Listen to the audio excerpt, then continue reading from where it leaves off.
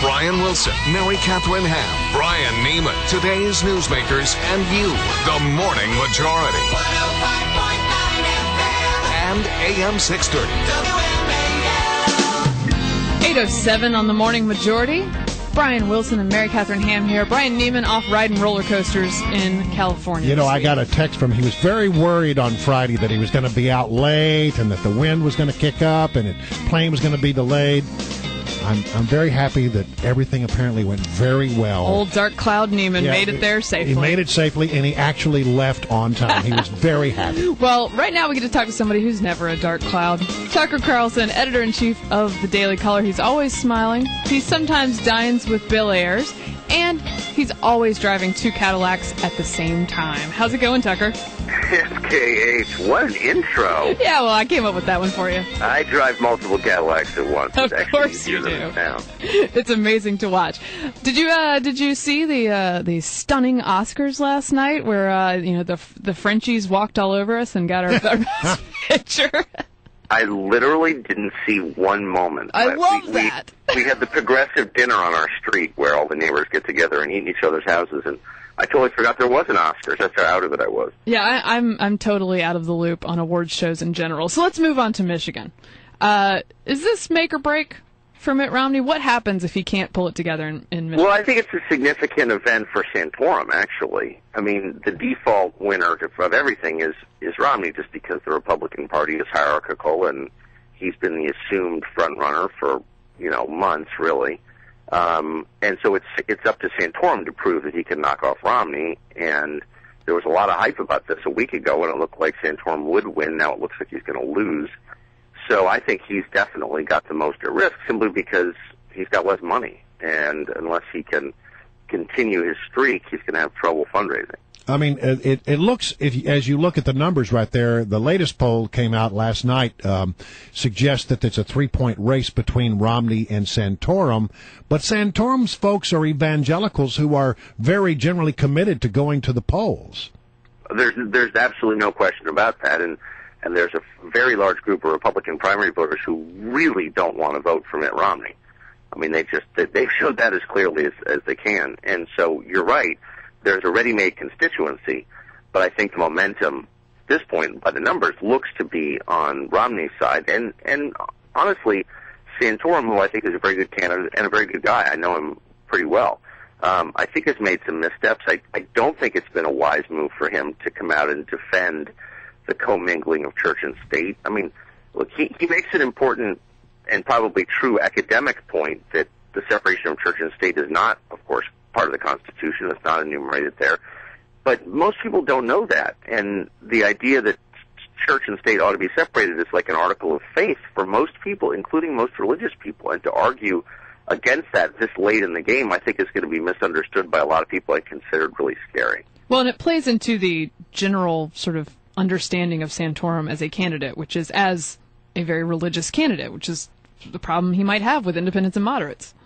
Well, especially since and I'm all for religious people, right. I mean, for sure, but the country is becoming a lot more secular really quickly, and this is one of the profound trends demographically of the past 20 years, is church attendance is down, self-identified, atheism is up a lot. I mean, the country is just changing in the opposite direction, so it doesn't mean Rick Santorum shouldn't be a man of faith. It just means if you're campaigning on your faith, you're going to find a smaller audience than once existed. All right, so Chris Christie, who is a bona fide endorser of Mitt Romney, has gone on record as saying that if Romney doesn't win in Michigan, that it means a brokered convention, or a greater likelihood of a brokered convention. Is he right? Well, I mean, look, if Chris Christie had run and not wussed out, all of this would be academic because he'd be the nominee right now. Right. So it's a little bit annoying to hear his analysis of any of this because he's really the cause of the problem, I think. But no, I don't think there's going to be a brokered convention because I think that goes so totally against the Republican temperament. I mean, the Republican Party is not a party that airs its problems in public typically, and I think that they will do anything to avoid a brokered convention, personally. I mean, well, if there were a brokered convention, one could conceive that Chris Christie might be someone that would be considered. considered, he'd be drafted practically. You know, I mean, assuming he doesn't say anything too crazy between now and then. Look, I think a broker convention might actually be the best answer for the Republican Party. I travel a lot. I don't think I've ever met a Republican who says, I'm truly happy with the offerings here.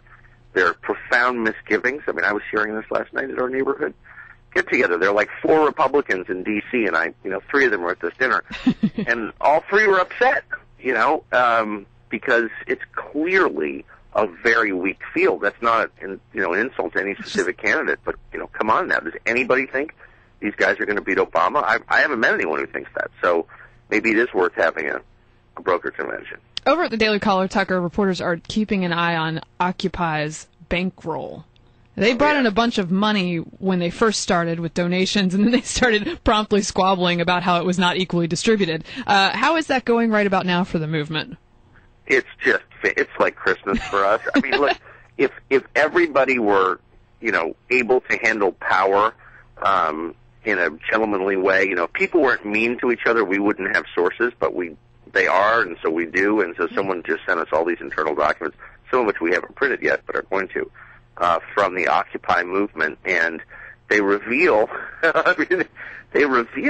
a bitchy group of people who are constantly bickering at one another, who have quite a bit of dough. You sort of wonder, if they see the irony in all this, and who are not good at managing it. Yeah. So it's like next time you see the Occupy, I think the Occupy movement is over for the moment, but next time you see them, if they crop up again in the spring, you got to ask yourself, like, if they had any real authority, what would they do with it? I think they would mismanage it worse than like the D.C. government mismanages things. Wow, that's a statement, Tucker. Well, that is a profound statement. Give us a little preview of what some of the more interesting emails reveal. I can't, because to be completely honest with you, some of these are so over the top that we have to verify they're real. Gotcha. And you know what I mean? I'm always worried about getting suckered. Yeah. We get so much stuff over the transom, and sometimes I think this is, and I'm not a paranoid person, but this is part of an elaborate plot to, get us sued or suck us into a kind of hoax. I mean, people do this, and it turns out not everybody likes the Daily Caller. I know. Oh, really? Blow your mind. How could that be? I know, it is a little weird. Even in the Occupy movement? Yeah, I know we do have enemies. It seems amazing to me. I can't imagine how people wouldn't like us, but we haven't sold everybody on the idea of our greatness. Well, we're sold on you 100%. Tucker Carlson, always good to have you here on the Morning Majority.